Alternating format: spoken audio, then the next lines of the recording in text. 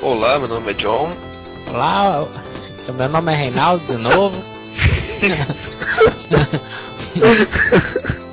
Continua. Olá, eu sou o Lord e o Kinect não reconhece mais a minha voz.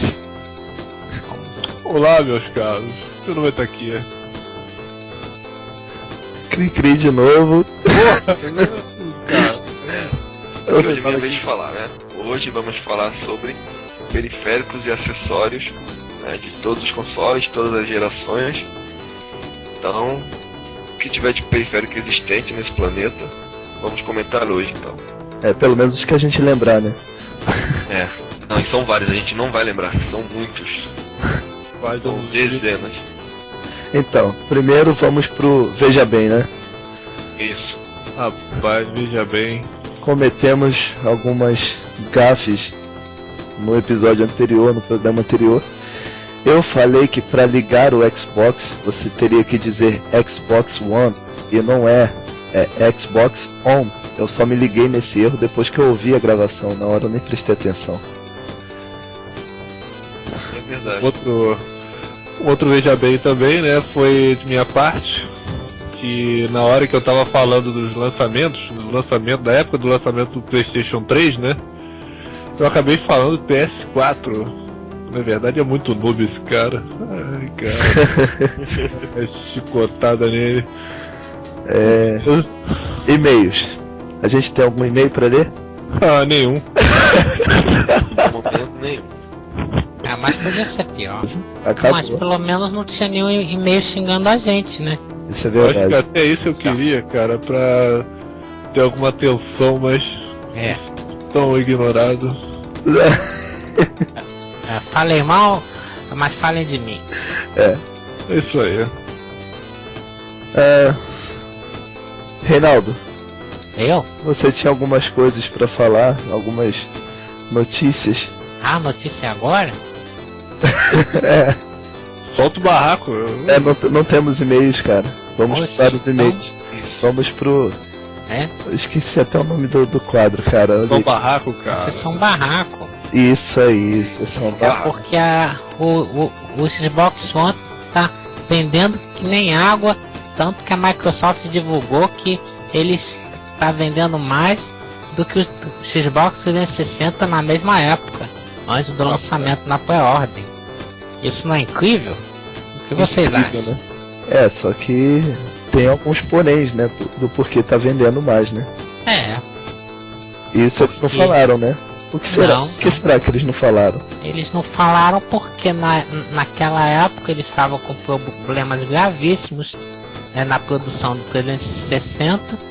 68% dos aparelhos eram reprovados em teste de qualidade, não saíam das fábricas porque queimava a placa, e a oferta foi baixíssima em relação à demanda. E eu, na época, o aparelho saiu em outubro de 2005. Eu fiquei tentando comprar desde o lançamento. Eu só consegui comprar o meu em maio de 2006, porque não tinha em lugar nenhum, em loja nenhuma, tanto física quanto na internet, loja americana nenhuma tinha Xbox 360 para vender, porque o que chegava era pouquíssimo. Então chegava em 15 minutos, acabava na loja física. Então eles nem botavam para vender na internet porque não dava. Estamos vendo aqui um exemplo, cortando de novo. Estamos vendo aqui um exemplo de um consumidor revoltado. Valeu, Microsoft. Mas eu fiquei um tempo tentando comprar, não desisti. Eu também. Porque era o único console de nova geração que tinha, mas a oferta, por causa dos problemas de produção, foi baixíssima. A produção foi baixíssima. Então eles não venderam nem a quinta parte do que teriam vendido se tivesse uma oferta abundante. Então é por isso que o Xbox One está vendendo mais do que o 360 naquela época. Inclusive, isso aí, além de tudo, é uma mentira mesmo, porque a pré-ordem do Xbox 360 ela iniciou só em agosto. Ele lançou em outubro e só iniciou em agosto. E a pré-ordem do Xbox One, ele vai ser lançado em novembro e já iniciou em junho agora, no mês passado. Então eles iniciaram a pré-ordem do Xbox One antes, com uma oferta de aparelho muito maior e sem os problemas de produção que tiveram. Então claro que ia vender mais. E hoje em dia também o mercado cresceu. O mercado hoje em dia não é igual ao mercado de 8 anos atrás. Então falar isso não quer dizer absolutamente nada. Agora eu quero ver eles falarem que tá vendendo mais que o PlayStation 4. Isso eles não falam, né? Porque tá vendendo mais ou menos na razão de 3 a 4 para 1. Mais ou menos 3, 4 PlayStation 4 para cada Xbox One. Então, Rapaz, então vamos aguardar depois, umas semanas após o lançamento dos aparelhos, quando saírem os números oficiais das vendas, aí é que a gente vai cair para trás mesmo, com os números oficiais dos aparelhos que foram vendidos. Aí é que eu quero ver. Mas Reinaldo, mas me explica uma coisa, cara. Por que depois daquela palhaçada toda na Microsoft, o pessoal ainda pensa em comprar esses consoles? Depois de toda aquela conversa toda da E3 e aquela política, e ela ter voltado atrás, mas isso, muita gente perdeu a confiança nela. Por que essas pessoas ainda pensam em comprar o Xbox One sabendo que pode ser um risco? É porque o Xbox One, ele tem muitos fãs, e ele tem franquias que tem muitos fãs.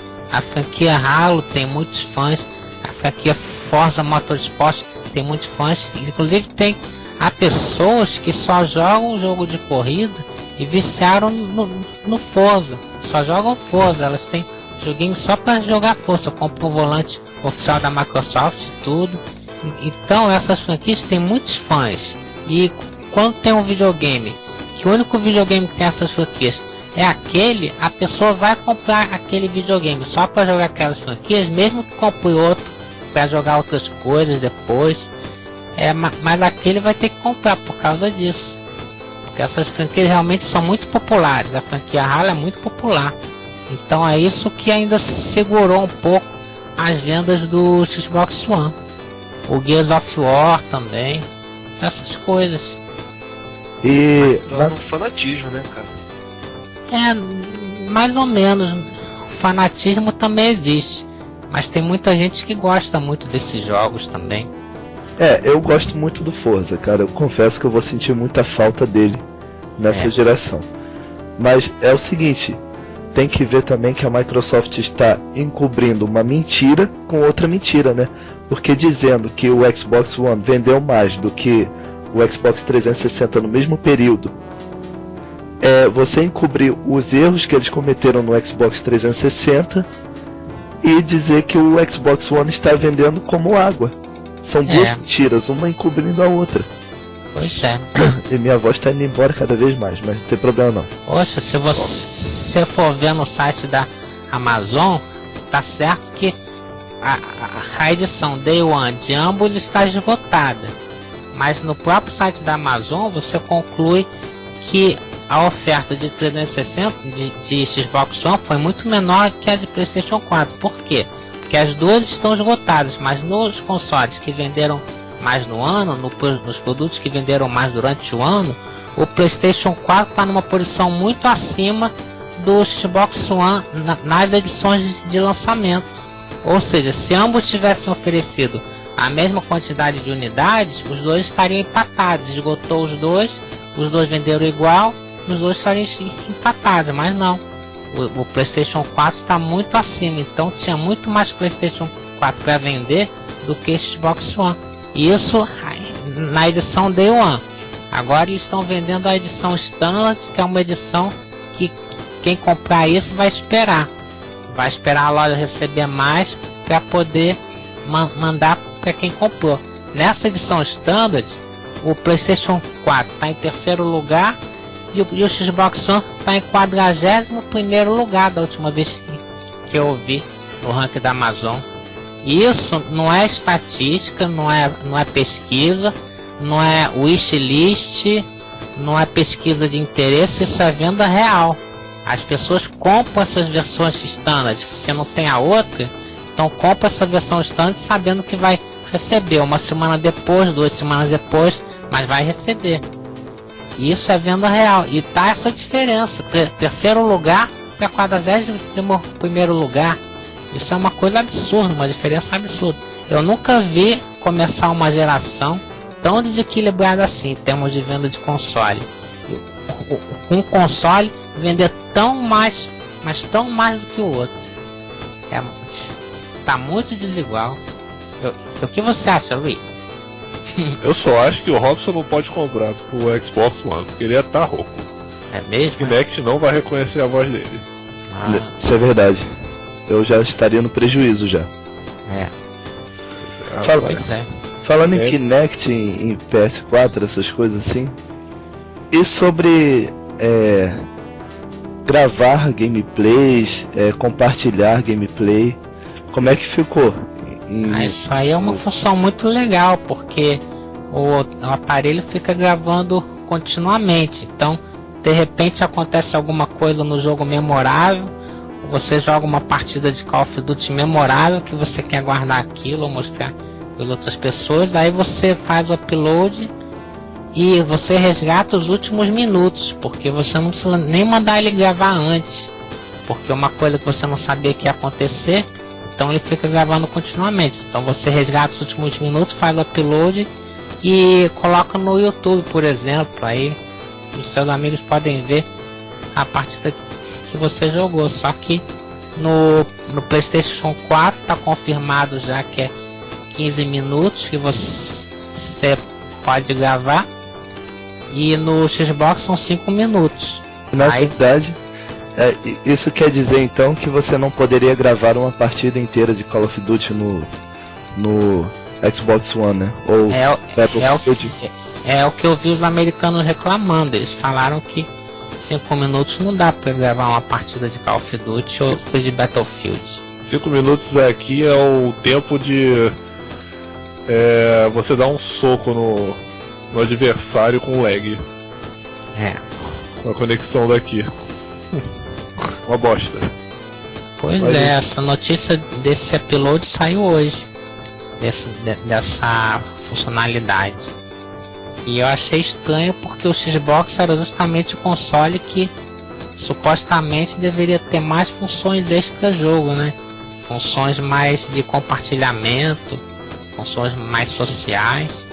E nessa função, que é uma coisa que muita gente vai usar muito, o PlayStation 3 está oferecendo 3 vezes mais a capacidade do Xbox One.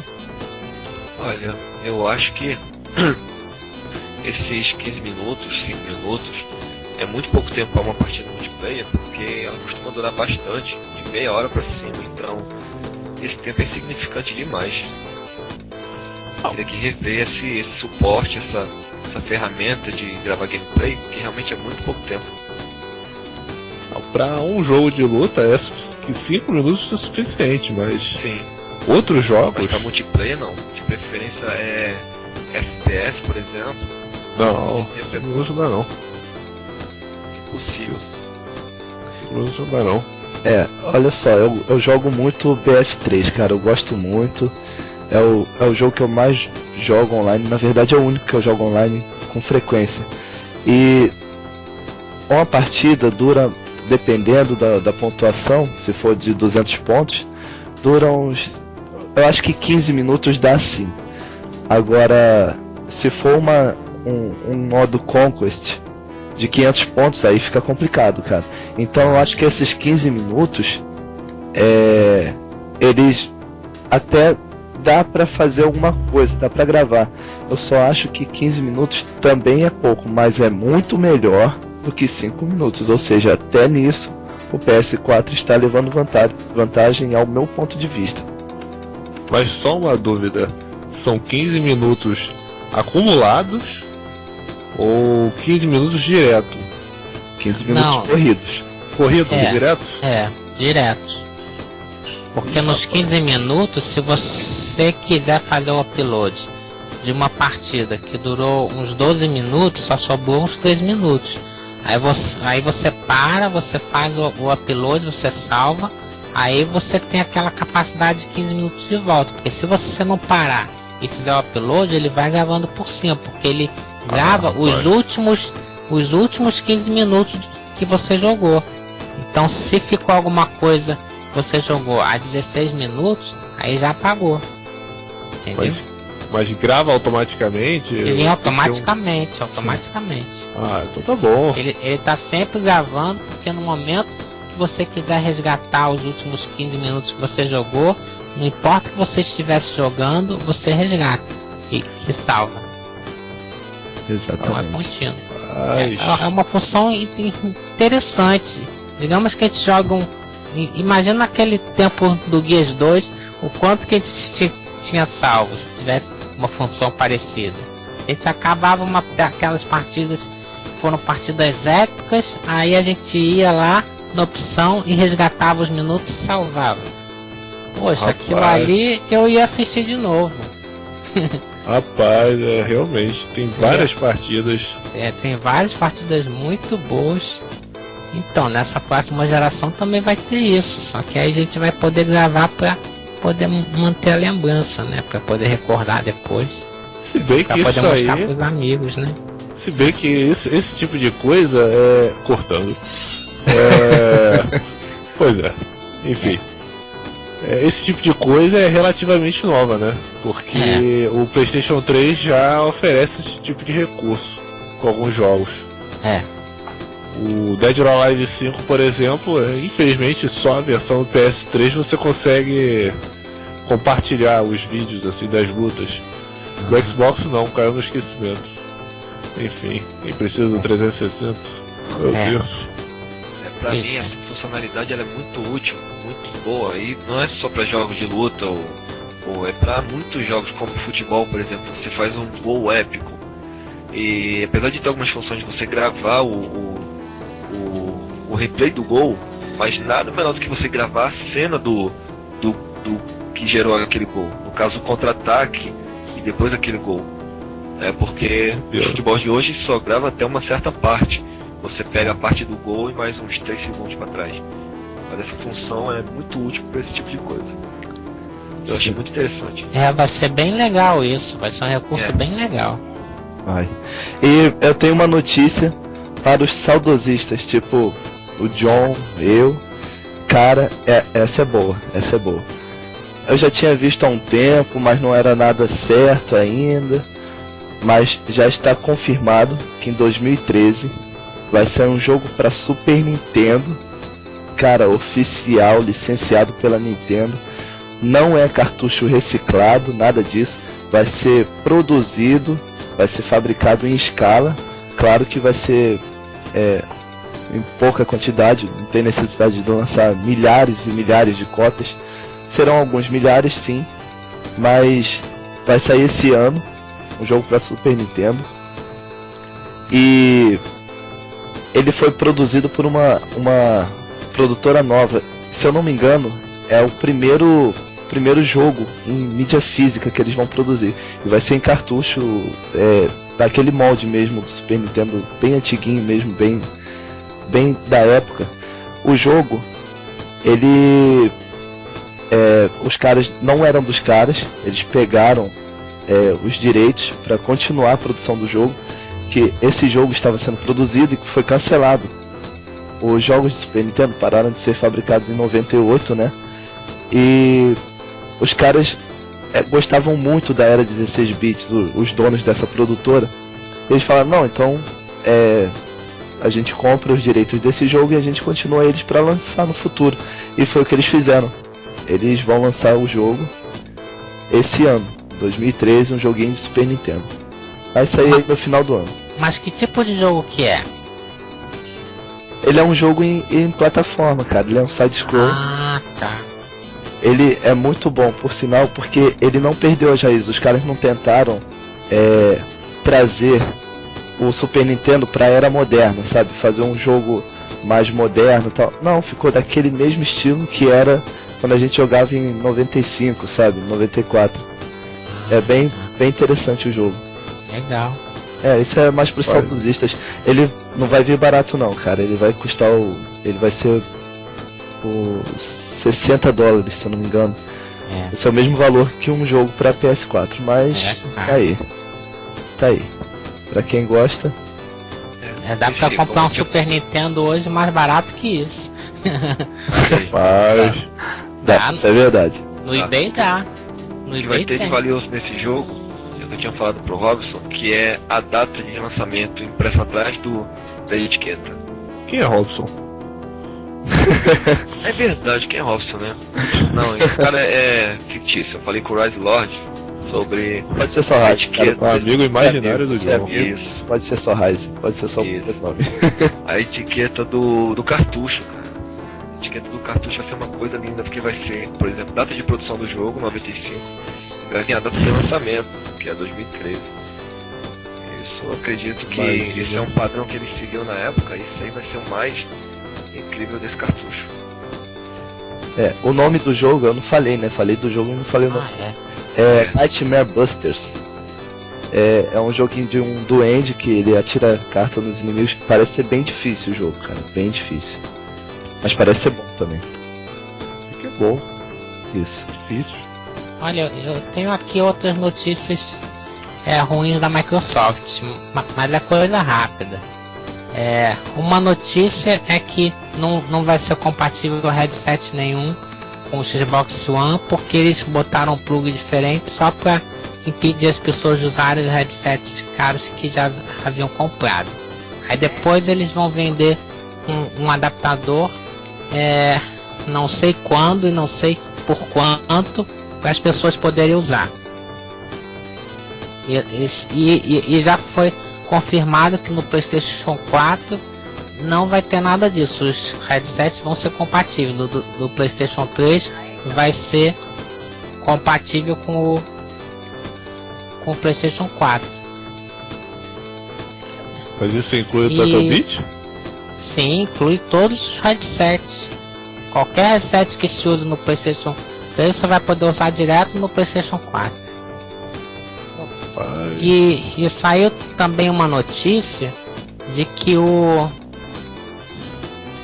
cara que fez o jogo Oddworld, que é um produtor indie, ele disse numa entrevista que a Microsoft deveria demitir toda a equipe do Xbox por causa da política dos indies, que tá todos os produtores indies reclamando. E isso vai dar uma vantagem enorme ao PlayStation 4 em termos de jogos indie. Isso a gente já havia visto na E3, né? Isso pode fazer bastante diferença no desenrolar da geração. Porque os jogos indies são jogos que, assim, tipo meio bobinhos e baratinhos, mas tem jogo indie que pega e que faz bastante sucesso. Eu acho que apoio dessas empresas grandes é muito importante, principalmente desenvolvedores indie, porque é o que faz o console chamar a atenção. São esses jogos simples, como na época o Meat Boy, quando foi lançado, o Fez.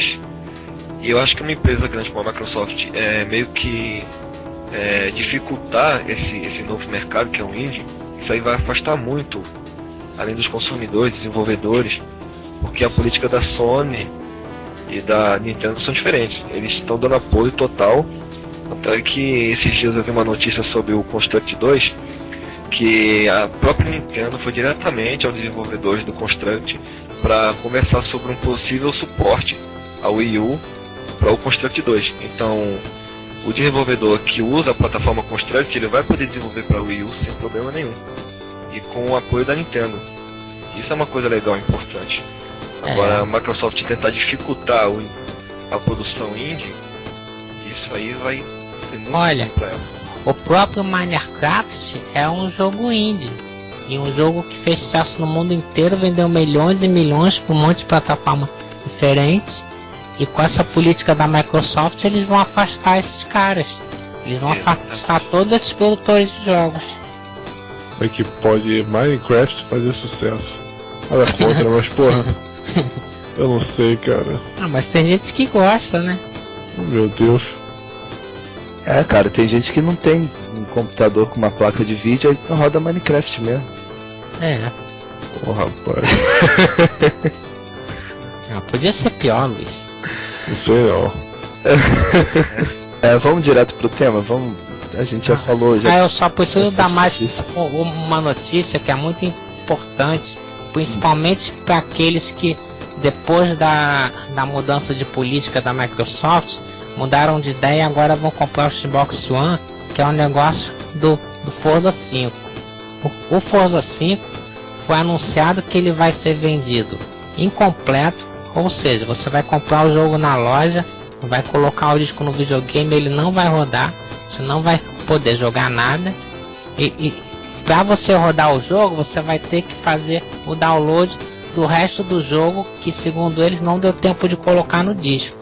Então a questão é a seguinte: vocês têm que prestar atenção para ver se na caixa do jogo vai vir algum código que possibilite vocês fazerem o download, e se esse código vai ser de uso único, porque se vier um código de uso único, isso significa bloqueio de usados. Isso significa que se você quiser vender depois esse jogo usado, ou emprestar para um amigo, ou fazer alguma outra coisa, você não vai poder. Isso significa um bloqueio ao jogo usado. Um bloqueio ao jogo usado de forma disfarçada, que eles inventaram para poder bloquear o jogo usado sem levantar muita suspeita, sem chamar muita atenção. Então tem que ter cuidado com isso, tem que prestar atenção. Calma aí. Não, tá, desculpa, Luiz, mas calma aí, vamos dar valor ao nome do quadro agora. Cara, eu não sabia. Você já tinha comentado comigo, mas eu não sabia que você ia comprar o jogo na loja, a mídia física, e ele viria incompleto. Pra mim, ele teria que ter algum registro, alguma coisa assim pra funcionar, mas eu não sabia que ele seria incompleto. Mas, cara, então a Microsoft está enganando de novo, cara, dizendo que ela tirou todas aquelas restrições, mas vai continuar a mesma merda, é isso? Não, por enquanto a gente não pode falar isso, porque pode ser que realmente não tenha dado tempo de finalizar o jogo até o lançamento, porque tem que imprimir os discos e botar nas caixas. Não, isso é balela, cara.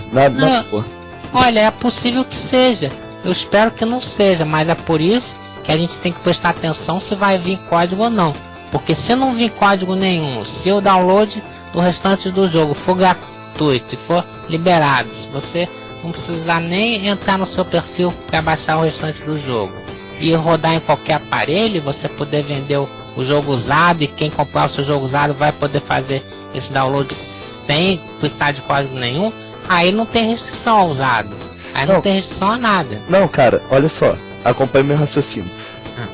Quando um jogo não dá tempo de ser produzido, o que aconteceu com The Last Guardian? O que aconteceu com Diablo 3?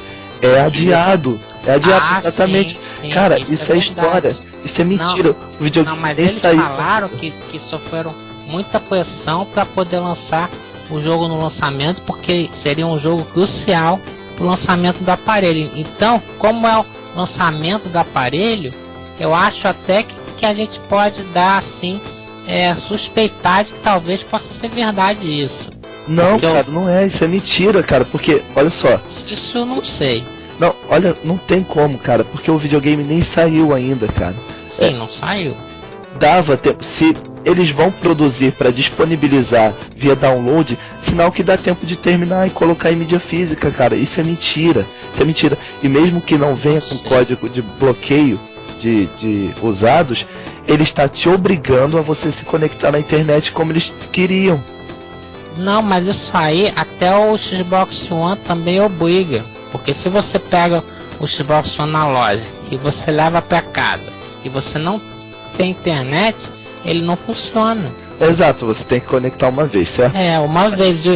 Esse Forza, ele só precisa de um download para baixar o restante do jogo, também só uma vez. Depois não precisa fazer isso nunca mais. Depois você pode tirar o cabo e ficar jogando Forza pelo resto da vida. Isso aí não é tanto problema, porque já no Xbox One existe uma necessidade disso. O problema, a meu ver, é se tiver um código. Se tiver código, é bloqueio de jogo usado. Se não tiver, se for livre, aí eu não vejo tanto problema, porque inclusive se for esse mesmo caso de não ter dado tempo, daqui a alguns meses eles podem começar a vender os discos já completos também, se for o caso, né? Eu Porque prefiro aí- pegar esse dinheirinho pra fazer autoescola. É. Comprar esta porcaria. Desculpe aos fãs. Porque isso aí ficou um negócio que, a meu ver, é até de uma certa forma até plausível, porque qualquer lançamento de jogo tem um prazo, mas pode ser adiado. Mas como é um jogo crucial para o lançamento do videogame, e o lançamento do videogame não pode mais ser adiado de jeito nenhum, de repente foi uma solução que eles acharam, porque ainda tem que produzir não sei quantas mil cópias do jogo, distribuir para as lojas. Eu também acho que isso pode ser mentira, mas o que vai me mostrar se isso é mentira ou não vai ser o código. Se vier com código, aí ferrou. Aí é bloqueio de jogo usado de novo e aí ferrou mesmo. Aí a gente vai ter que botar a boca no trombone. Olha, quem garante que não vai ser o único jogo, né? Eu conheço, né? E isso é o que estão reclamando também. Estão reclamando que se a moda pegar, um monte de jogo vai ser lançado incompleto para você baixar o resto depois. Aquele Killer Instinct é assim, né? Ele na verdade só vai ser disponibilizado por download. Nossa. Aí você vai comprar um personagem de cada vez se você quiser depois. Nossa senhora. Cara, vai olha ganhar um só. personagem. A Capcom já faz isso há anos e vende a mídia física, você joga apenas parte do jogo e ela faz isso há anos, cara. Isso é mentira, isso é desculpa. A Microsoft eu não posso dizer o que ela tá planejando, mas ela tá arrumando alguma coisinha aí sim.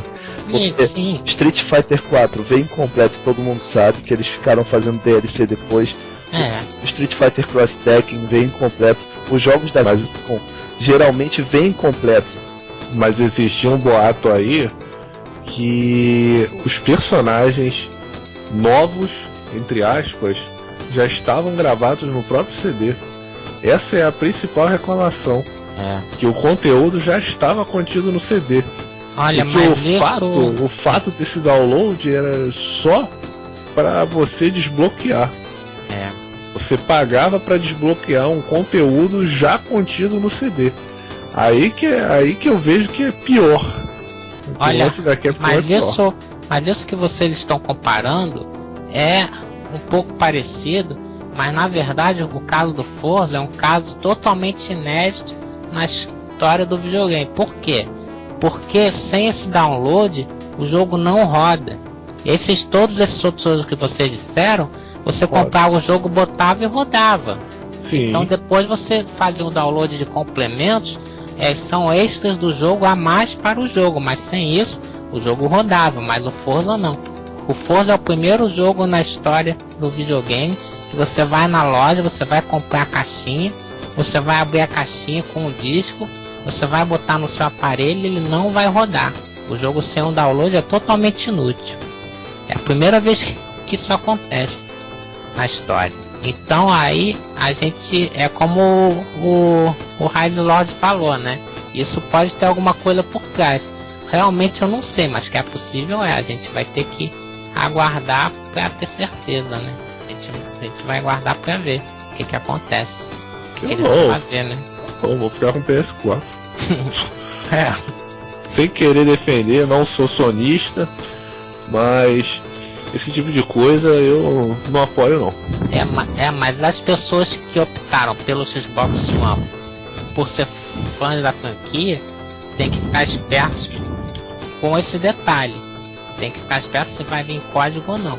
Se vier código, aí é fria. Eu acho que todos os jogos vão ser assim, cara. Todos os jogadores vão ser enganados porque ela só tá pensando em ganhar dinheiro. Isso vai ser forma dela ganhar dinheiro. Então não são todos os jogos que tem conteúdo extra, conteúdo adicional pago. Então ela vai acrescentar isso em todos os jogos.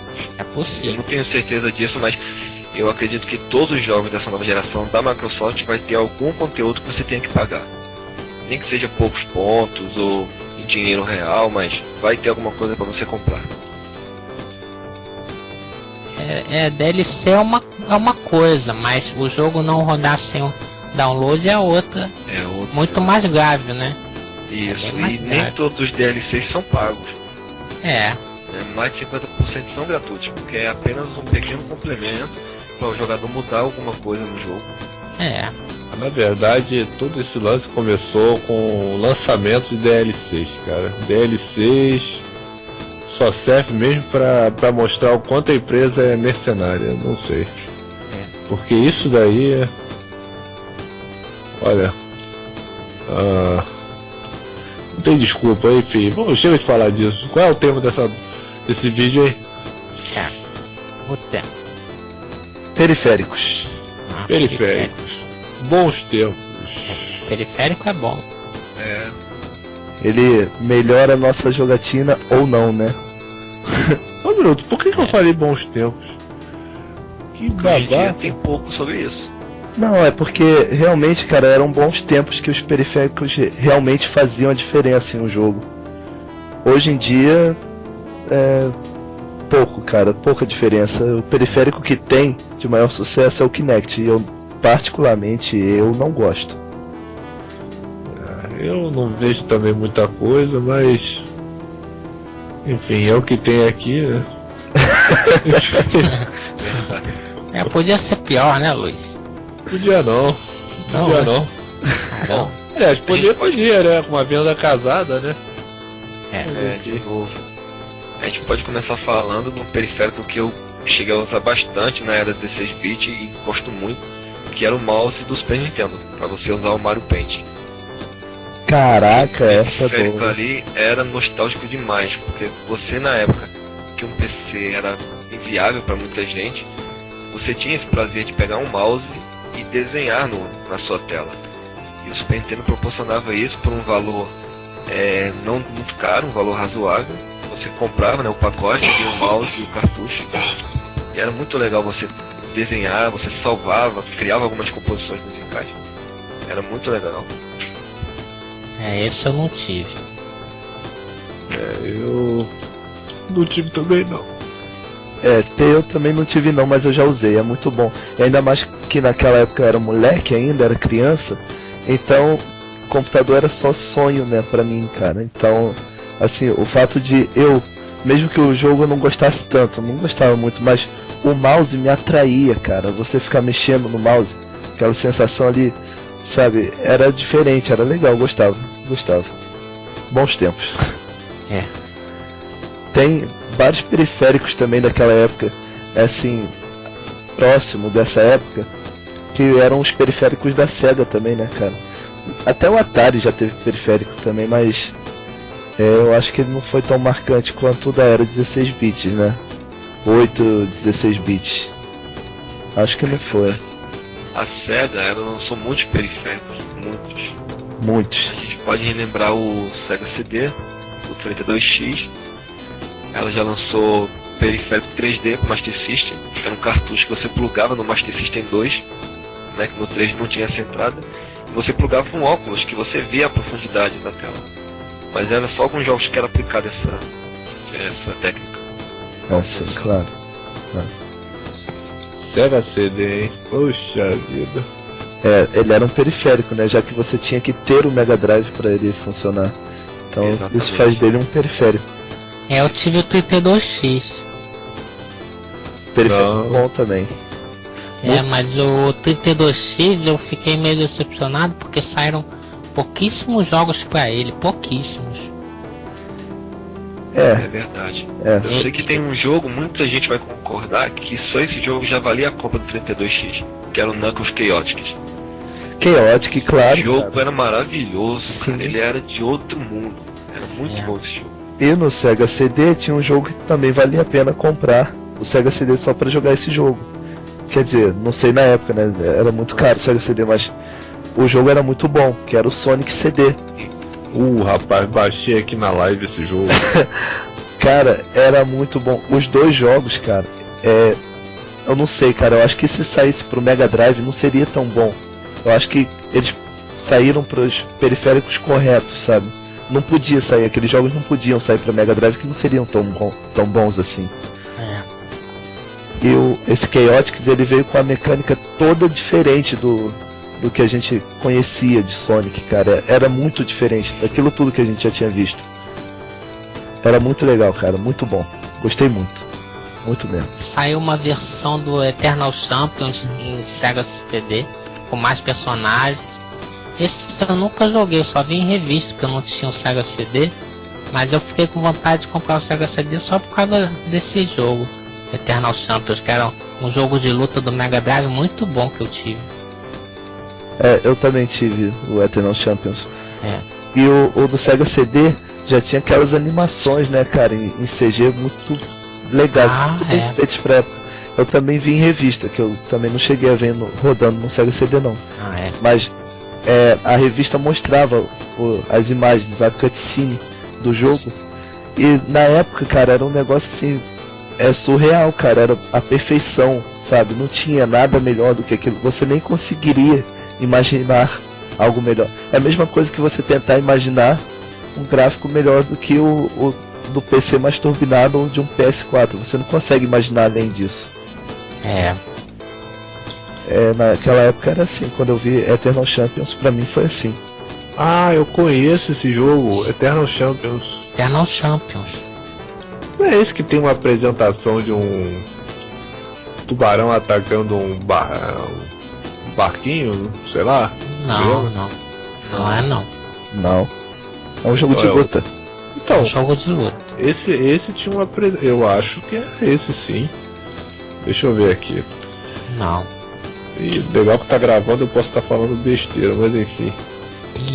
Mas eu me lembro de um jogo assim, que era de luta também. Eternal Champions no Mega Drive só tinha 7 personagens.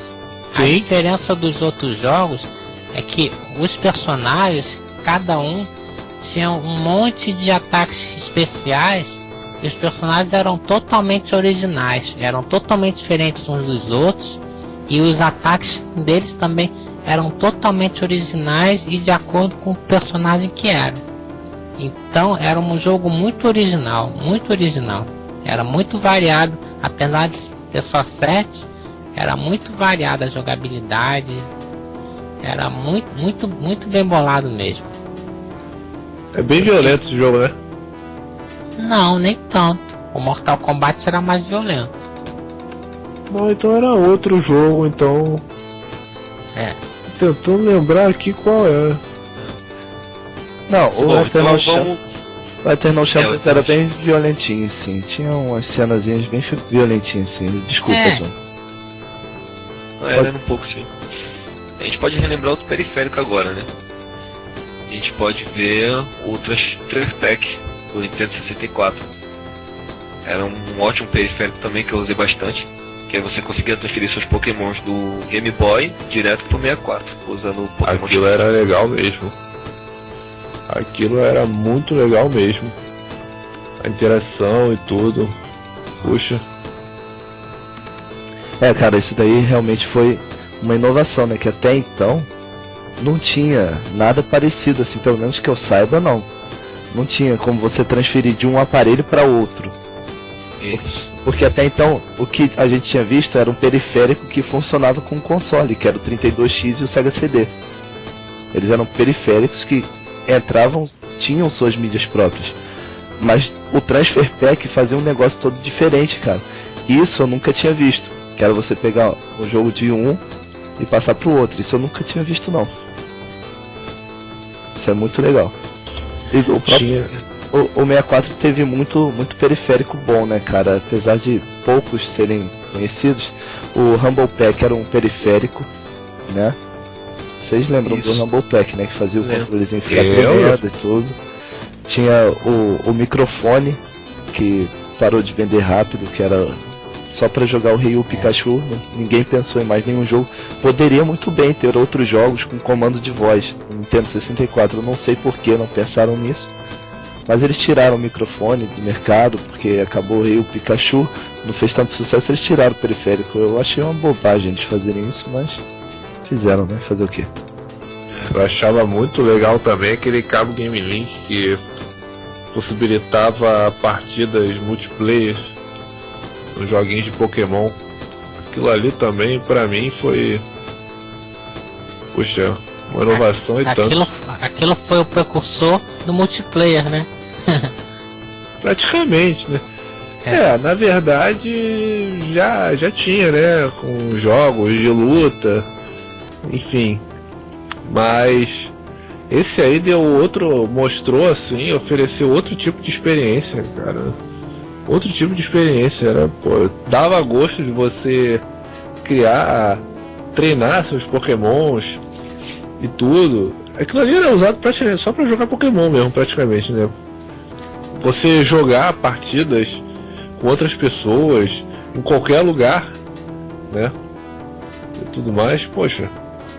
Só tendo cada um tendo um Game Boy com um cabo Game Link, né? E um cabo Game Link pra ligar, né? Conectar os dois aparelhos e jogar, né? Pô, isso aí. Eu gostava muito, me lembro que na época da escola, poxa, altas partidas de Pokémon. E tem pode falar, John. Não, é só isso, falar que era muito bom esse periférico. Sério mesmo, né? Tem um outro periférico de Nintendo 64 que pouquíssima gente conhece também, Nintendo 64 DD. Vocês já devem ter ouvido falar. Não me recordo. Não? Ah, sim, eu lembro. Sim. Era com disquete, não era? Era com disquete. Então, cara, era muito legal porque, assim, aquela entrada, eu não sei o nome daquilo, aquela entrada de baixo do Nintendo 64, quando eu ganhei isso mesmo, eu lembro. 64, e, caraca, eu fiquei sem saber o que é isso aqui, que não dava pra você encaixar um cartucho ali, não dava pra fazer nada. Aí era um negócio que eles fizeram pra depois, sabe? Os caras são muito inteligentes, cara, eles fizeram a entrada antes de produzir o negócio. Depois que eles... essa entrada vai servir agora. Aí fizeram o periférico pra você colocar o Nintendo 64 em cima daquele negócio, que era do mesmo tamanho do Nintendo 64, a forma parecida também. Encaixava ali, você botava, né, a mídia magnética, né, o disquete, né. Sim, eu me lembro. Mas foi um fracasso também, pouca gente conhece. Mas a gente tem que lembrar que graças a esse periférico a gente teve o Zelda Master Quest, né? Se ele não tivesse existido, não existiria. Eu acredito que não existiria esse Zelda. Então, como eu disse, cara, antes da Nintendo se aventurar em CD, né, que era aquele mini disc, ela não foi direto do cartucho pro CD, ela passou por outra mídia antes, sabe? Não foi um negócio, uma porrada assim, vamos fazer CD agora. Eles foram fazendo pequenos testes, sabe? Foi muito legal, cara, muito legal. Vocês acham que os periféricos, de modo geral, eles fazem sucesso? Ou a maior parte dos que compram videogame não compram os periféricos? Eu acho que antigamente os periféricos faziam diferença por causa da sua proposta de melhorar o hardware. Era a mesma coisa de você ter um PC hoje em dia e aumentar a memória RAM para poder melhorar o seu desempenho, tudo. E antigamente os periféricos eram mais para isso. Tinha um console que era projetado em tal época, mas como a tecnologia evoluía rápido, eles tentavam fazer um periférico para tentar melhorar o poder gráfico daquele console, melhorar áudio, essas coisas. Mas quase sempre nunca dava certo, porque a maioria desses projetos era feita às pressas. Eles tinham pressa em lançar isso numa data muito apertada, e por isso que a maioria dos periféricos saíam ruins. A maioria. Se fosse uma coisa projetada com tempo, com calma, como é um console normal, os periféricos seriam bem melhores. Como na Sega, os da Sega sempre foram lançados com pressa, por isso que nunca eram assim tão bons. Não eram ruins, mas também não eram tão bons assim. Eu acho que, assim, um periférico nunca fez tanto sucesso quanto o videogame para o qual ele é lançado. Porque a maior parte das pessoas não compra os periféricos. Eu acho que é por isso que a Microsoft não quer lançar o Xbox One sem o Kinect. Porque ela sabe muito bem que as pessoas já não gostam tanto do Kinect. Se ela lançar sem, ela não vai conseguir emplacar o Kinect. Que é um acessório também, mas é um acessório que ela está tornando obrigatório. O videogame nem vai funcionar sem ele. Exatamente isso que eu ia falar. Não tá dando essa escolha pro consumidor. Ela não tá dando essa escolha. Era a mesma coisa que naquela época a Sega lançar uma versão, ela parar de lançar o Mega Drive sozinho e dizer, agora eu só vou lançar o Mega Drive junto com o Sega CD. Todo mundo que quiser comprar o Mega Drive vai ter que comprar o Sega CD junto. É uma coisa assim. A SEGA já fez muita cagada em negócio de periférico, né, cara? Ela lançava uns periféricos, às vezes tava na cara que não ia ser um sucesso, cara. Eu lembro que ela lançou um periférico chamado Fishing Rod, se eu não me engano. Que era, sim. Era um controle em formato de cabo de vara de pescar. Nossa. Só servia sério. Só servia pra jogo de pesca. Cara. Não! Dá uma olhada no YouTube, você vai ver um asiático jogando o primeiro Soul Calibur do Dreamcast no Ultra Hard com aquele controle. Meu Deus. Nossa. Ele fez isso. É tão complicado o negócio que o cara fez um vídeo mostrando. Porque ele só fica bem mesmo em jogo de pesca, cara. É horrível aquele controle. É desconfortável. É uma porcaria. Hoje em dia... Olha, o próprio 32X, eu fiquei meio decepcionado, porque ela lançou o acessório era caro, acho que custava $150 nos Estados Unidos. Isso para um acessório é caro, e saíram pouquíssimos jogos pro 32X. Eu acho que não foi nem 10 jogos, pelo que eu me lembro. Nem 10 jogos saíram. Só uma coisa também, Robson. A SEGA lançou esse controle de pesca porque também no Dreamcast ela explorou bastante esses jogos desse estilo. Tinha muitos jogos de pescas para Dreamcast, eu lembro disso. Não tinha muitos jogos. Tinha uma franquia que tinha muitos jogos. Sim. Mas era uma franquia só, que era aquela... Eu não me recordo. Eu também não lembro. Mas também não lembro. É uma franquia só. Que é dela, por sinal. Mas é de pescaria, né? É de pescaria. Se não me engano é o Best Fish. Isso! Não, eu acho que é esse mesmo. É SEGA Best Fish. Da SEGA chamado Best Fish. Então, é esse aí mesmo. Eu acho que é esse aí mesmo. Eu acho assim, que quem conseguiu explorar bem, mesmo, quem consegue, até hoje, eu acho, que é a Nintendo, com esse lance periférico. Se bem que a SEGA também deu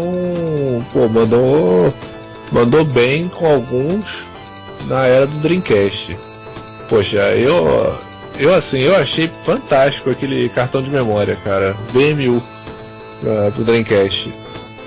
Vocês lembram? Lembro. Sim. Perfeito, parecia algumas figuras assim no controle. Enfim, tinha até alguns joguinhos assim referentes, uns minigames, né? Minigame. De acordo com os jogos e tal. Mas não era assim parte obrigatória, mas era essencial, né? Pra você, enfim, ter suas coisas, né? Jogar os seus jogos. Bom, mas enfim, isso aí não quer dizer muita coisa, né? Porque se eu perguntar pra todo mundo, quantas vezes vocês já jogaram Sonic Adventure assim até o final, sem cartão de memória nem nada, né? Todo mundo vai dizer que já jogou. Vocês não jogaram? Sonic Adventure não.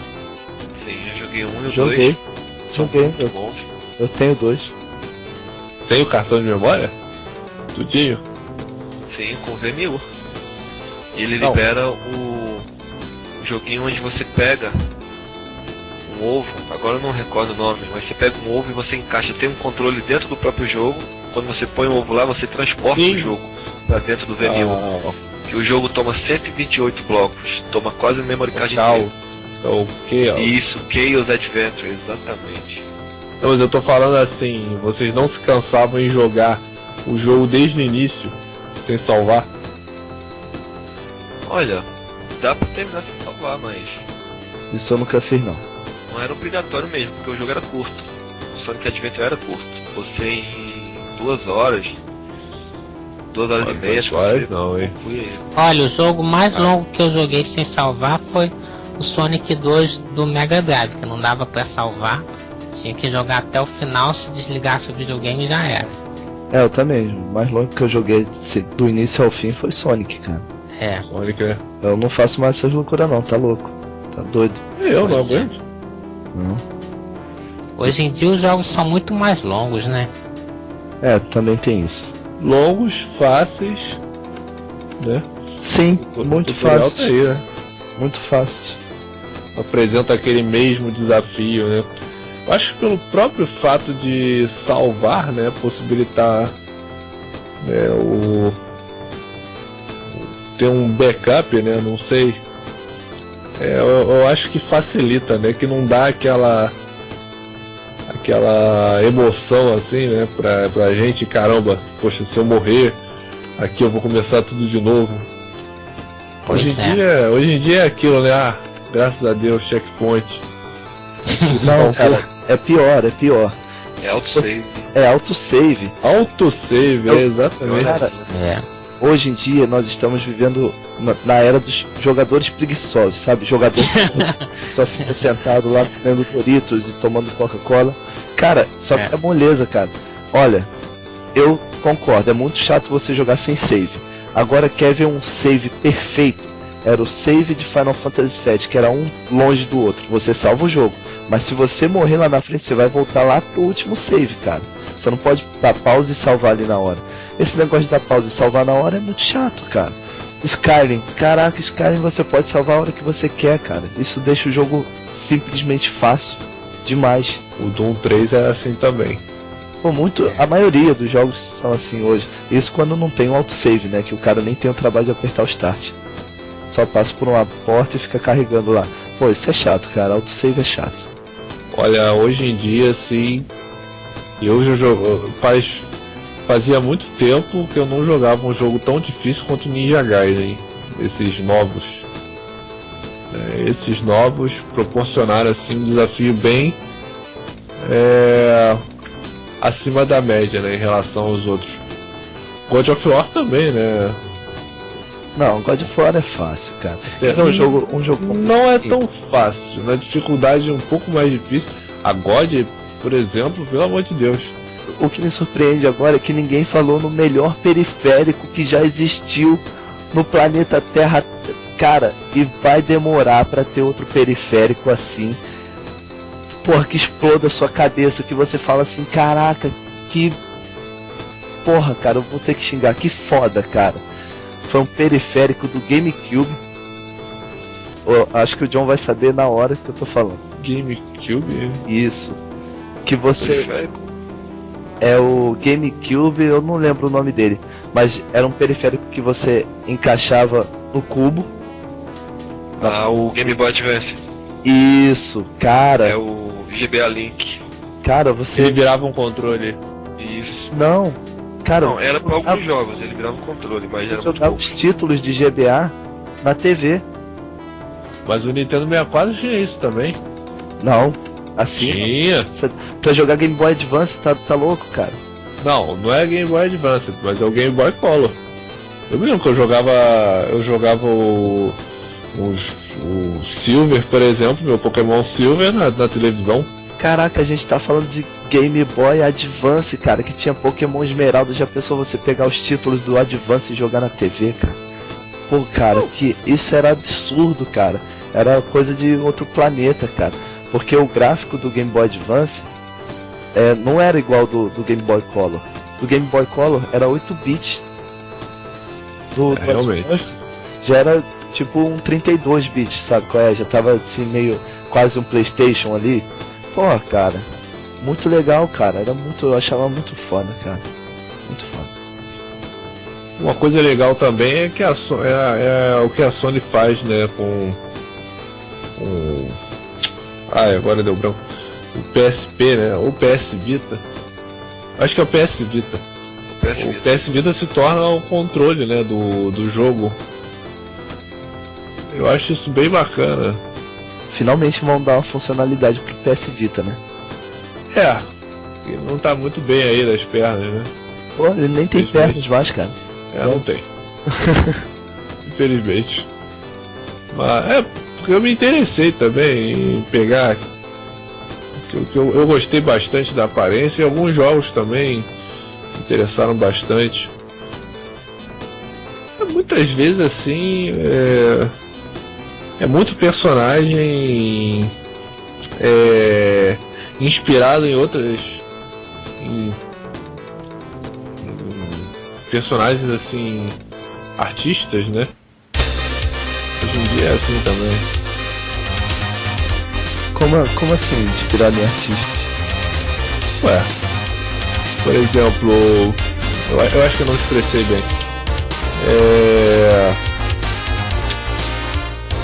Eu falei besteira. Pode cortar essa parte aí. Ih, mas ele não vai sobrar nada. Obrigado, hein? Não, hoje em dia é inspirado mesmo em lutas verdadeiras, né? Lutas já existentes, estilos de lutas existentes, né? O MMA, o UFC, isso. Arte marcial.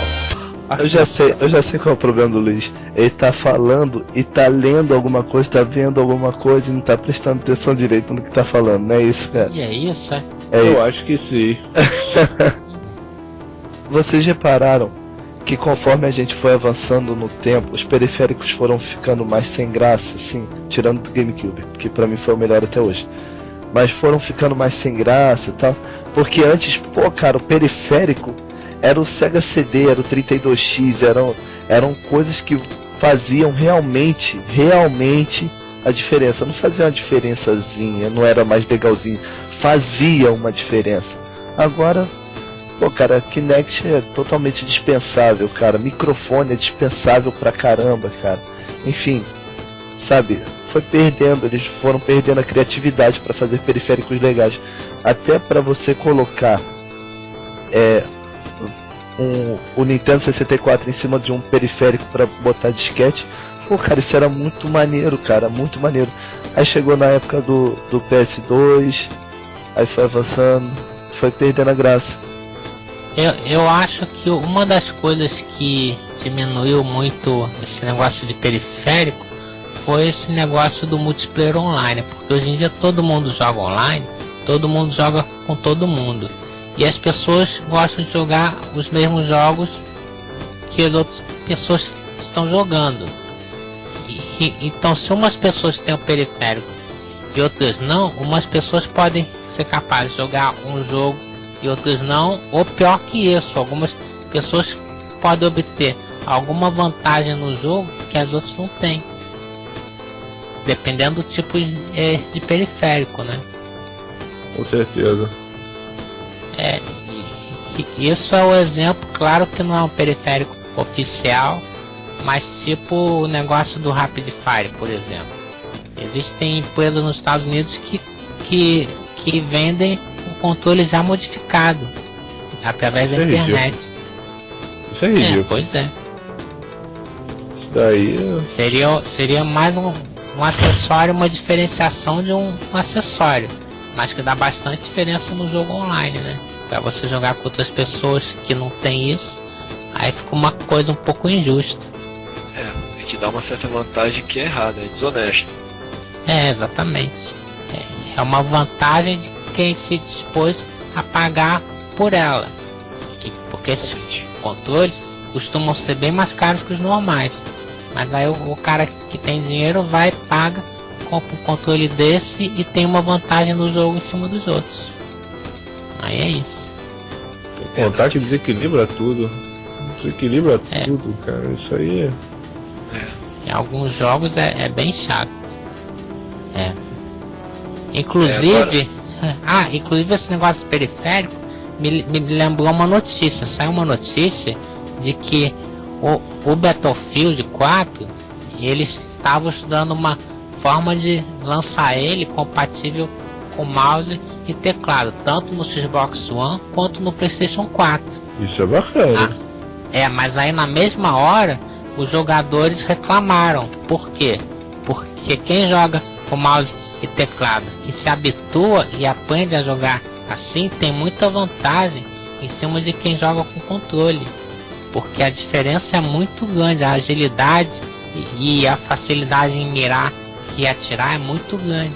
Então eles iam ter que separar as salas, colocar umas salas só para quem joga com mouse e teclado. É lógico que o jogo vai reconhecer isso e vai separar, não deixar os jogadores, um que joga com controle, jogar com o outro que joga com mouse e teclado. Vão separar as salas. porque senão fica uma coisa muito injusta. Mas como é que Então faria isso é pra vocês verem como um acessório pode separar de repente os jogadores, porque uns tem, uns não tem, uns podem usar e outros não. Então nessa era de jogo multiplayer, isso aí é complicado de administrar, né? Pra não dar uma vantagem justa para uns e não para outros. Mas isso é a mesma coisa que você usar um controle arcade e um controle normal, um jogo de luta. Exatamente. Dizem que com o controle arcade dá para jogar bem melhor jogos de luta, mas o mouse e teclado para jogo de tiro faz uma diferença bem maior do que um controle arcade para jogo de luta, bem maior. Ah, mas aí é questão de prática. Não é não, Luiz. Você sabe por quê? Porque a mira, por exemplo, se você tá mirando com o mouse, você pega o mouse e você leva a mira diretamente para a cabeça do cara em uma fração de segundo com o movimento do mouse. Aí você pega o mouse e move ele de um lado até outro e a mira já fica na posição certa. Com o controle você tem que empurrar o controle e você vai observando a mira ir se deslocando. Quando chegar ali você larga. Então é uma coisa que você não pode variar a velocidade. No mouse você pode virar devagarzinho ou pode virar muito rápido, numa variação de velocidade muito maior do que você tem no controle. E é muito rápido. Para quem joga no mouse e teclado, jogo de tiro, sabe que a diferença é muito grande. Então eles não iam poder permitir jogar os jogadores na mesma sala, não iam poder permitir, eles vão ter que separar. Senão ia dar problema. Como é que diferenciaria isso? O negócio... o próprio jogo iria reconhecer, porque você ia ter que configurar, porque o jogo não funciona da mesma forma com um e com o outro, né? Então o próprio jogo ia reconhecer e ia separar as salas. Sala que só ia entrar quem tivesse mouse e teclado. Mas tem um periférico que deixaria isso mais rápido do que mouse e teclado, cara. Isso era do Nintendinho, aquela pistola, sabe? Era um periférico, cara, e funcionava. Era mais rápido do que você mirar o mouse e teclado. Mas aí é um pouco mais complicado, porque se você tá com uma mão ocupada na pistola, a outra mão você ia ter que fazer todas outras coisas, ia ser difícil de arrumar isso no controle. A pistola não deu certo nem na época, cara, eu falei só por falar mesmo.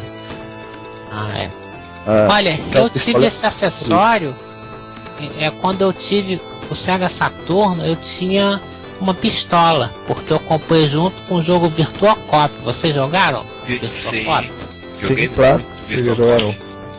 O Virtua Cop, eu adorei o Virtua Cop, era muito bom. O único problema é que, como todo jogo de tiro daquela época, ficava repetitivo, porque depois você sabia exatamente quem ia aparecer onde, você ficava mirando e atirava, ficava muito previsível. Mas era muito bom, era muito bem feito o jogo. E tinha também aquele House of the Dead, que também gostava muito desse jogo. Eu gostava, eu joguei no Dreamcast. Sim, eu também joguei no Dreamcast. Não, eu joguei no Saturno mesmo, cara. Eu também joguei no Saturno e no Dreamcast, era muito bom. Mas ficava repetitivo e muito previsível depois de um tempo. Sim. Esse que era o problema desses jogos de tiro, por isso que esse acessório, a pistola, não fez tanto sucesso assim. Mas se fosse hoje em dia, vocês sabiam que não dá pra ter jogo de pistola hoje em dia? Você sabe por quê? Por quê? Por causa da televisão, porque aquela pistola precisa da TV de tubo para funcionar, e hoje em dia só tem TV de LCD e plasma, e não existe pistola que funcione na TV de LCD e plasma, e LED, essas coisas. A pistola só funciona em TV de tubo, é por isso que esse acessório acabou. Não, ele acabou muito antes de TV de LCD e de LED. A verdade é que ele era muito maceteiro, cara. Você mirava a pistola no sensor Sim, do controle sim. remoto e você acertava o bicho. Mas mesmo hoje em dia, se você for comprar, por exemplo, um Saturno no eBay, com o Virtua Cop, a pistola, no anúncio provavelmente vai estar escrito que você precisa de uma TV de tubo para jogar. E se não tiver escrito, você manda uma pergunta pro vendedor perguntando isso. Ele vai te dizer que em TV de plasma LCD e LED a pistola não funciona. É só em TV de tubo. Sim. Interessante isso, eu não sei por que isso, mas é assim. Tá louco. Pode ser a tecnologia, né? Com certeza da tela, no caso é um plástico, a tela de tubo não é vidro. É vidro, Pode ser um pensei dos nisso motivos. também. Mas eu não não vejo sei. ainda o porquê. Eu também não, mas Eu acho que não é Eu mais não sei. necessário, não é mais útil esse tipo de... Até que o Wii mudou tudo isso com apenas o emote, né? Então é como se fosse uma pistola mesmo. E funciona numa tela LCD. Na verdade tem um periférico que transforma o emote numa pistola, né? E isso é a Vapor. Então, é. esse Então, parece ser legal. Esse parece Isso legal. aí. O Red Lot falou sobre um periférico que não é muito interessante, no caso o Kinect. Mas a gente tem que lembrar, acho que nosso último periférico, talvez, pra gente relembrar, que é um periférico que surgiu há pouco tempo, né? O que é uns 6, 7 anos. E que foi um dos melhores periféricos que já inventaram, que é a guitarra, né? O guitarrismo, o Rock. Sim, Hoje em dia é o melhor periférico. É verdade. Sim. Mas eu ainda Verdade. tive que você jogava jogos de GBA. Sim, eu gosto muito de jogos de música, jogos musicais com a guitarra são muito bons. Eu tenho essa guitarrinha, é muito boa mesmo. Eu tenho uma guitarra também do 360. Não tem não. Tem uma espada. Não tem uma espada no Wii que eu acho que é mais pro Zelda? Tem, mas Vai. é muito genérica, cara. É a espada pra você fingir que tá com a Master Sword do Zelda, mas ela é muito grande, deixa o controle muito pesado, simplesmente confortável. Mas é legal, mas eu não usaria não. Mas é da Nintendo essa espada? É da Nintendo, é oficial. Só tem Caraca. várias cópias, né? Várias alternativas. Como é que a Nintendo fez um negócio desse, cara? Ah, mas é bonito, cara. É muito pra você poder acoplar o emote na espada e escudo. Eu me lembrei que a última pistola que eu tive foi pro Xbox One. E foi exatamente aquela época que estava começando a surgir as TVs de LCD e plasma. Começando a aumentar as vendas delas, né? Porque já no 360 eu ainda joguei muito 360 nas minhas TVs de tubo. Mas depois de uma época, as TVs de tubo até eu nem sei se ainda vende hoje em dia. Vende, mas a demanda é muito menor, né? Olha, Eu também joguei muito no Wii com a tela de tubo. E a diferença é realmente absurda, né? O Luiz, quando eu conheci ele jogava numa TV de tubo de 20 polegadas. Eu não via nem a legenda direito lá do jogo. Pois é. Ele jogava o Dead or Alive na TV de tubo. isso que me fez comprar uma TV de LCD, cara, que eu também não conseguia ler, cara. E a as legendas diferença é do 360. absurda. É A absurdo. diferença do gráfico é absurda. Eu nem consegui enxergar o maluco lá no fundo, mirando em mim com a sniper no Gears 2. O Luiz jogava Gears of War na TV de tubo quando eu conheci ele. Ah, você Não tá... enxergava nada lá do fundo. Aí não dá não. Aí não dá. Quando eu comprei do Reinaldo, porra, minha vida mudou. Você ia matar mais gente. Pois é. Bom, outro periférico também muito bom que eu usei na época, mas eu nunca tive, foi um periférico, agora eu não lembro o nome, mas ele te possibilitava assistir vídeos em VCD pelo PS1, que era um acessório que você acoplava atrás do PS1 e te possibilitava assistir VCDs. Isso na época foi bastante inovador, porque VCDs nada mais é do que uma versão um pouco simples, simplificada do DVD, né? Era um CD que continha vídeos, que era o VCD, e você podia rodar esses CDs no PS1 com esse periférico. Mas no caso era a primeira versão do PS1, que era a que tinha entrada paralela atrás. Tinha uma versão mais nova que não tinha essa entrada. Então tinha que ser a primeira versão do PS1, o cinza, no caso da primeira versão mesmo. Eu tive essa primeira versão, mas eu não tive esse periférico não. Então esse periférico... Você me fez lembrar de um do Dreamcast, que é o Blinkcast. Ele pegava como emulador uns jogos de PlayStation 1 para rodar no Dreamcast. Mas Com o melhorias Blinkcast- gráficas. O Blinkcast não é oficial. Não, não é. Mas é bom. Vai negar. Cara, eu já usei o Blinkcast e eu confesso que ele pra mim foi horrível porque principalmente RPG não rodava direito com ele. Por exemplo, o Breath of Fire 4, toda a textura dele era toda defeituosa, toda quadriculada. Então esse emulador, né, entre aspas, ele comprometia toda a parte gráfica do jogo. E eram muitos, não eram só meia dúzia, uma dúzia, eram muitos jogos. Né, e tanto é que você também não salvava eles. O jogo não era compatível com o V1000. Então você tinha que jogar direto, igual era 16 bits. Hoje, Bom, dava aquela emoção. Falando em periféricos mais antigos assim, cara, tem um periférico do PlayStation 1. Nossa, minha voz falhou foda agora. Do PlayStation 1, que era chamado de PSX, né? Não era PlayStation 1. Era o Game Shark, cara. Ah, era. Não, mas o Game Não era Shark oficial também, não? era trapaça, né? Era Ah, pra trapacear, você enchia de código, cara. Eu lembro que numas revistas tinha uma seção só de código, era muito número e letra. Pra fazer várias coisas, você mudava o código do jogo, cara, com aquilo. Sim, Aquilo era muita sacanagem, cara. Muita era mesmo. sacanagem. Hoje em dia.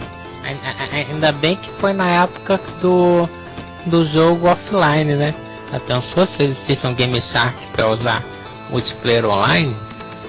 Pois já tem Rapid Fire no Gears sem ter isso, né, cara? Imagina com isso. Isso, Pois é. agora que eu lembrei de mais uma coisa que o Luiz falou, que antes do GameCube receber aquele periférico que eu acho super foda, ele falou que o Nintendo 64 já tinha. Eu devo ter me expressado mal. Eu não quis dizer que aquele tinha sido o primeiro, mesmo porque eu lembrei de um agora aqui que tinha pra Super Nintendo, que tinha exatamente a mesma função. Você era um cartucho Super Nintendo, você colocava e ele tinha um espaço que você colocava um cartuchinho de Game Boy ali pra você jogar. Ah, eu lembro disso, era assim. Assim, Eu lembro chama desse Super Game acessório. Boy. Super Game Boy, isso aí, Super Game Boy. Era retrocompatibilidade. Já era. Naquela época, Exatamente. isso mesmo. Isso aí. Vou falar um agora que é ótimo também, ótimo, que eu acho que pouca gente conhece. Era um cartucho não. Era um acessório para Game Boy Color que servia para você imprimir fotos dos jogos. Isso era impressionante para a época. Caraca. Era o Isso eu não Game me Boy lembro, Print. Sim, era o Game Boy Print. Era um acessório enorme que você acoplava na entrada do cartucho. E ele tinha entrada também para você colocar o cartucho. Ele tinha lá o rolo de papel. Era um papel específico para você imprimir. Mas eram pouquíssimos jogos que você usava esse recurso. Mas um dos jogos que valia a pena era o Zelda, Link's Awakening. Que o Link tirava algumas fotos em determinada parte do jogo e eram cenas engraçadas e você imprimia. Eu tenho um documento sobre esse acessório. É muito interessante. Tem um periférico que muita gente acha que esse negócio de CD começou na época do PS1, né? Muita gente, cara, muita gente. Você vai ver qual foi o primeiro videogame que você conhece que rodava CD. Aí vai falar PS1. Pouca gente conhece Sega CD, só quem é mais cascudo, assim, quem gosta mesmo, conhece o Sega CD. Mas tem um que veio antes do Sega CD, era um periférico, não tô falando de console, periférico, que era o Jaguar CD. Vocês lembram do Jaguar, né? Jaguar CD. Lembro, Era Ah, periférico do Atari, cara. Cara, eu lembro. naquela época, cara, isso deve ter sido, eu não sei porque eu não acompanhei essa época, mas deve ter sido um absurdo, cara, assim, de novidade, de coisa maneira, assim, cara. Eu acho que não tinha nada igual, porque Mas espera aí, era o acessório para qual aparelho? ele é um periférico Sim, pro Atari. mas era qual periférico? O Jaguar CD. Porque tinha Não. o Jaguar é da Atari. Sim, isso mesmo. Então, aí tinha esse periférico, o Jaguar CD, porque Ah, sim, Então. mas isso já era na época do 3DO também. O 3DO também 3DO, rodava CD. sim, Mas É. o 3DO era um console, não era era um periférico. console, não era o periférico. Isso da Atari. mesmo, é. O Jaguar CD rodava CD, mas o Jaguar era horrível, gente. O Jaguar só tinha jogo horrível. Ele Ah, sim. acho que ele foi um dos piores videogames que já existiu. Ah, o mas Jaguar. teve um jogo que eu acho legalzinho, que é o Myst, cara. Ah, o Myst. Eu posso ter falado besteira. O Sega CD é de que ano? É 93. 93. Ah, então o Jaguar CD veio depois do Sega CD, É. sim. Sim, Porque o Jaguar CD, se eu não me engano, ele é de 95. Eu lembro Olha, disso por causa das revistas eu- da época que falavam. Eu joguei o Myst no Saturno. Esse jogo Myst, eu achei horrível. Eu não sei se era a versão do Saturno que era ruim ou se o jogo era ruim mesmo para computador, mas o do Saturno que eu joguei era o fim da picada. Era o jogo, um dos jogos mais chatos que eu já vi na vida. Ele é um... Sabe por quê? Porque você. O princípio do jogo é você andar na ilha, explorar as coisas da ilha. É tipo exploração, né? É. Só que você saía de uma tela para outra, você clicava do lado e andava assim, de tela em tela, né? Só que demorava pra caramba pra você sair de uma tela pra outra. Pelo menos no Saturno, né? Por Nossa, quê? Porque louco. a memória RAM dele devia ser ridícula. Então tinha que carregar um monte de coisa. Deve ser, naquela época também era precário. Então qualquer clicadinha que eu dava pra avançar ou voltar, demorava pra caramba. Então era uma coisa tipo tela em tela. E nossa, era muito chato. Eu fiquei decepcionado com aquele jogo. A tela em si era muito bonita, o gráfico era muito bonito, mas a jogabilidade era terrível. Esse jogo, cara, era o famoso point and click, que a LucasArts Ah, lançou isso. na época. Mas Exatamente. esse jogo era aquela coisa do fotorrealismo. Tanto é que existe outro jogo do mesmo estilo, que é o Emerzone. Não sei se você conhece. Não. É o mesmo estilo do Myst, mesma coisa. Até que o Myst saiu pra PS1, saiu pra DS, tem o do Saturno, e depois saiu esse Emerzone. Mas esse tipo de jogo era mais pra você apreciar a ambientação, só servia pra isso. Porque o jogo era muito esquisito, era aquela coisa, aquele point and click, mas os objetivos eram tão simples de você fazer, tipo, você pega uma chave de fenda aqui pra desenroscar um parafuso ali. Aí pegava uma carta ali e colocava em outro lugar, coisas assim, simples demais. Esse jogo é muito maçante. Mas o Jaguar foi terrível, e o Jaguar CD não salvou ele não. Ele foi um fracasso mesmo. Foi fracasso. Fracassou mesmo. Fracasso. O próprio Jaguar fracassou, né, cara? Sim, não só o periférico. O Jaguar era horrível. Se eu não me engano, o Jaguar foi o último console produzido pela Atari, né? Isso mesmo, Foi sim. E ele era 64 bits, se não me engano. Sim, ele era da mesma época do Neo Geo, né? Exatamente.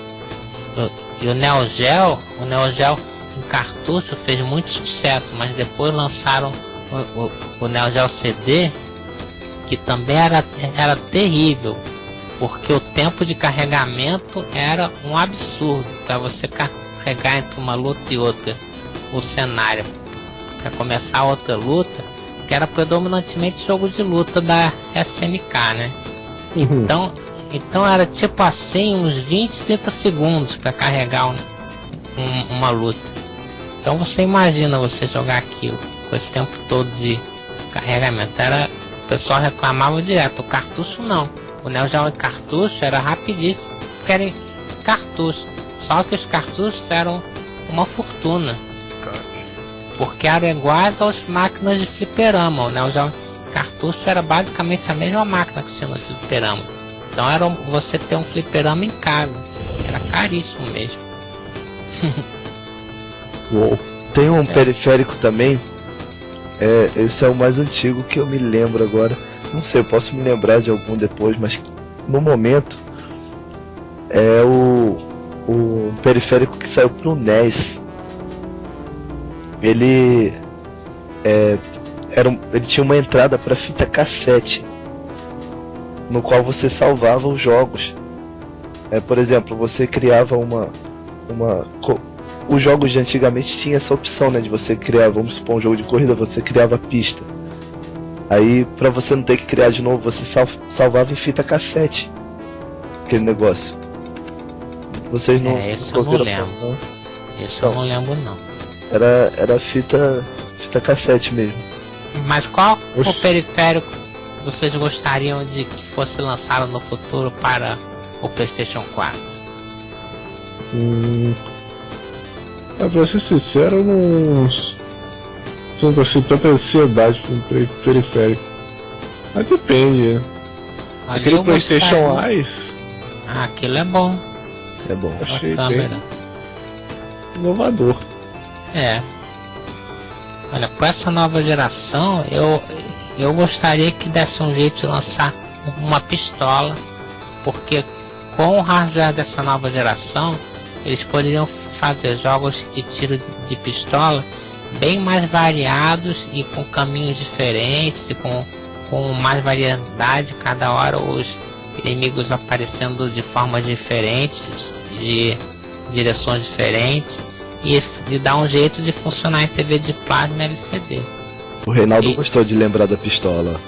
Porque era muito divertido, só ficava chato depois que você acostumava com o jogo, mas era muito divertido no início. Muito mesmo. Acho que deviam dar um jeito de resgatar isso.